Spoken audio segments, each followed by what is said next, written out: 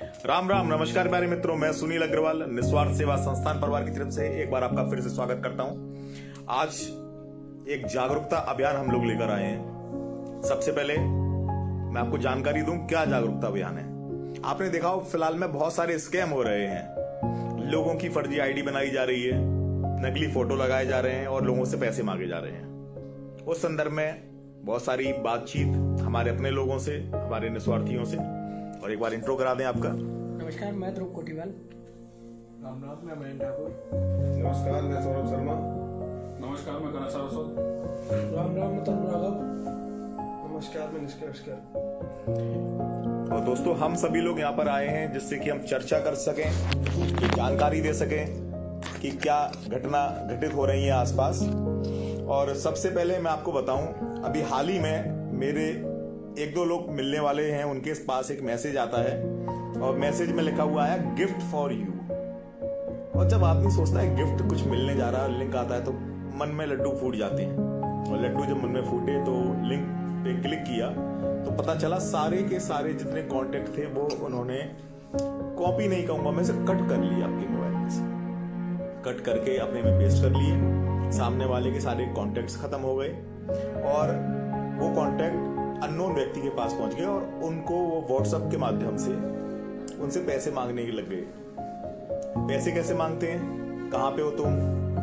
कुछ परेशानी आ गई, मैं बाहर हूं, मैं मोबाइल खरीदने आया हूं 25,000 का, 15,000 मेरे पास है, 10,000 कम पड़ गए, अभी आके देता हूं। या दवाई लेने आ गया हूं या हॉस्पिटल में हूं, ऑनलाइन कुछ पैसे कम पड़ गए। इस प्रकार के विभिन्न मैसेज डालकर पैसे मांगे जाते हैं। 10-20 लोगों को डाले जाते हैं, एक आध दो लोग उनमें से पैसे दे देते हैं। इस प्रकार की लगातार आपने देखा, पहले फेसबुक पे भी इस तरह की नकली आईडी बना के, नकली आईडी फोटोज कॉपी कर ली आपकी ओरिजिनल आईडीज में से, आपकी फेसबुक आईडी में से, और आप एक नई आपकी आईडी भी जनरेट कर ली। उसके माध्यम से मैसेंजर पे जाकर फिर पैसे की मांग होती थी और लगातार ये स्कीम बहुत लंबे समय तक चला है और आज भी जारी है।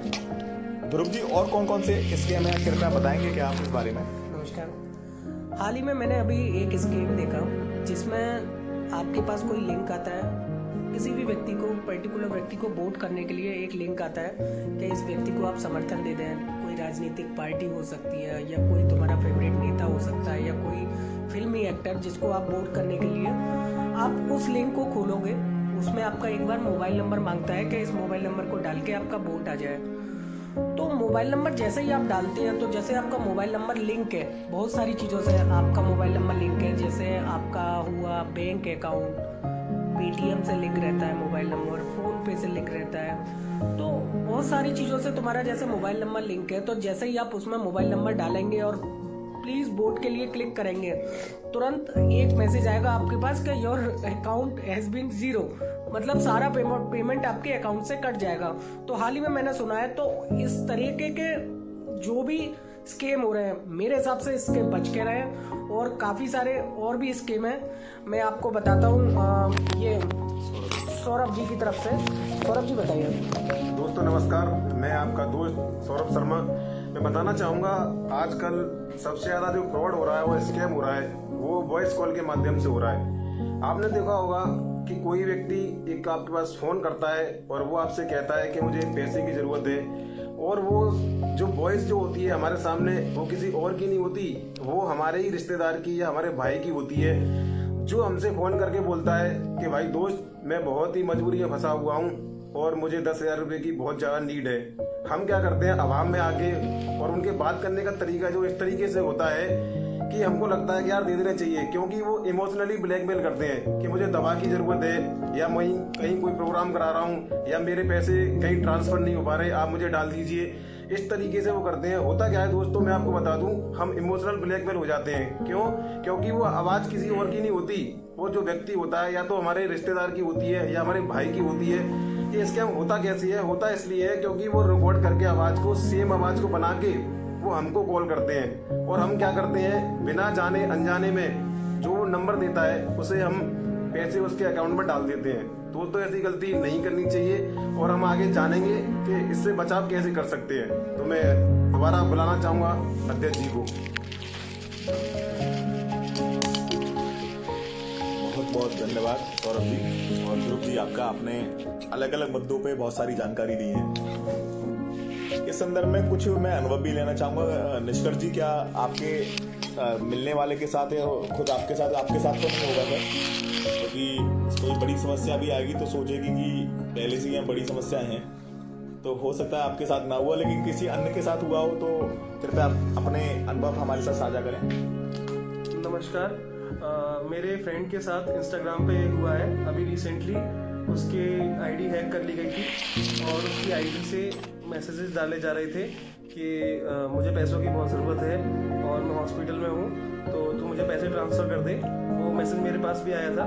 मैंने भी उससे कंफर्म करने के लिए उसको कॉल किया, तब मुझे पता चला कि उसकी आईडी हैक हो गई है। और आजकल ये फ्रॉड वैसे भी इंस्टाग्राम पे बहुत चल रहा है, क्योंकि इंस्टाग्राम एक नया माध्यम है लोगों से जुड़ने का। तो यही सब चल रहा है आजकल। बहुत बहुत धन्यवाद। और यहाँ पर संस्था के हमारे लगभग कार्यकारिणी सदस्य तरुण राघव जी भी हैं पास में। तरुण जी, कुछ अनुभव ऐसा आपके साथ घटना घटित हुई हो आपके मित्र के साथ या किसी रिश्तेदार के नहीं साथ? भैया, घटी तो नहीं है, लेकिन ये घट भी सकती है अगर हम सतर्कता नहीं रखेंगे और थोड़ी मतलब अपने अंदर सूझबूझ नहीं रखेंगे तो हो सकता है हमें मतलब छोटी नहीं बड़ी एक समस्या का सामना करना पड़ सकता है। इसीलिए कोई भी किसी भी उसमें भाव में आकर और जल्दी कोई फैसला लें जिससे कि ये आपको नुकसान झेलना पड़े। धन्यवाद। और फिर से वापस मैं आ जाता हूं आप लोगों के पास। मित्रों, एक बात अवश्य ध्यान रखने वाली है कि समस्या आना एक सामान्य बात है इस जिंदगी में। समस्या बड़ी नहीं है, समाधान बड़ा है। ईश्वर ने हर समस्या से पहले उसका समाधान बनाया हुआ है।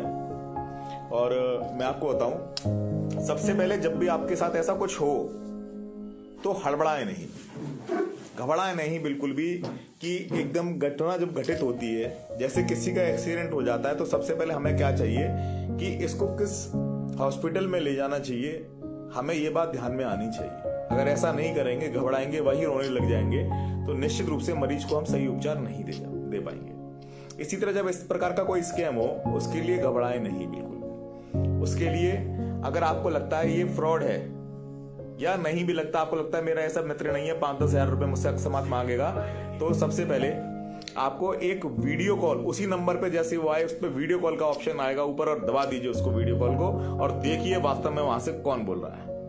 वास्तव में आपके मित्र हैं या अन्य कोई और है। अगर कोई भी व्यक्ति होगा, निश्चित रूप से झिझक जाएगा और आपकी कॉल काट देगा और आपको पता चल जाएगा कि कुछ ना कुछ यहाँ गलत हो रहा है। सबसे आसान माध्यम यह है। इसके अलावा आप तत्काल प्रभाव से उसके फैमिली मेंबर को, किसी को भी, भाभी को, भैया को, बहन को, माताजी को, पिताजी को, किसी को भी आप कॉल लगाइए और पूछिए क्या वास्तव में ऐसी बात सही है। जागरूकता इतनी फैला दीजिए जिससे कि अब ये स्कैम करने वाले खुद डर जाएं, उनको लगे कि बहुत बड़ी घटना उनके साथ घटित हो सकती है। क्योंकि हमारे यहाँ पर उत्तर प्रदेश में बाबा बुलडोजर का राज है, और जब बुलडोजर चलता है तो स्कैम करने वाले स्कैम करना भूल जाते हैं। इसलिए जानकारी आप फैलाइए। जनता का काम है जानकारी फैलाना, प्रशासन का काम है लोगों को दंडित करना, पकड़कर उनको न्यायपालिका के हवाले करना। और हम अगर अपना काम ढंग से करेंगे तो आगे हम प्रशासन से भी कह पाएंगे कि वो अपना काम बेहतर तरीके से करें। जागरूक हमें भी होना पड़ेगा। निप इन द बट, शुरुआत में ही हमें सतर्कता रखनी पड़ेगी।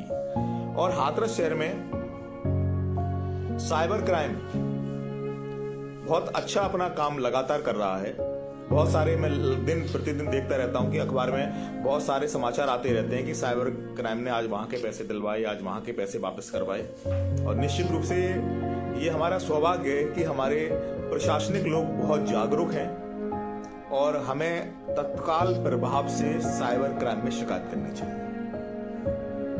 और आप चाहें तो ऑनलाइन भी शिकायत कर सकते हैं, बहुत सारे विभिन्न माध्यम हैं। अतिशीघ्र हम थोड़ी देर बाद जब एक कॉल यहाँ से समाप्त हो जाएगी, वीडियो को, ये आपकी मीटिंग, उसके बाद हम आपको प्रयास करेंगे पूरा कि कमेंट बॉक्स में कुछ लिंक और कुछ यूट्यूब वीडियोस आपको शेयर की जाए, जिससे कि आपकी जागरूकता और बढ़े। आप इस वीडियो को शेयर अवश्य कीजिए, लोग समझें इस बात को कि हमारे संग ये घटना घटित होना सामने। देखिए कोरोना आज की तारीख में बहुत भयावह नहीं रह गया, डर नहीं लगता। कोरोना हो गया, अच्छा कोई बात नहीं, जैसे खांसी हो जाती है सामान्य बात हो गई है।